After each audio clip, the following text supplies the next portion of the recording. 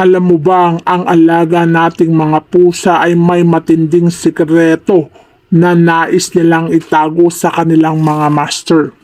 Ngunit ang hindi nila alam, ang mga sekreto na to ay nararamdaman din ng kanilang master katulad na lamang ng pagdikit-dikit nila. Ang sikreto ng pagdikit-dikit nila ay senyalis na magkakapera ang kanilang master.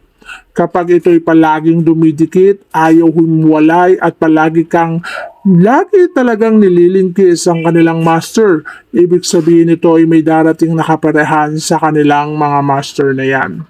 Kapag naman ang alaga mong pusa ay panay ang dila sa iyong mga palad, nililik nila at tinidilaan nila ang mga palad mo, ibig sabihin ng palad na yan ay magkakaroon na ng maraming pera. At kapag naman ang pusa ay gustong magpaampon sa isang tao at hindi nila nilulubayan ang tahanan nito, gusto nilang pumasok, gusto nilang magpaampon, isa lamang ang ibig sabihin nito.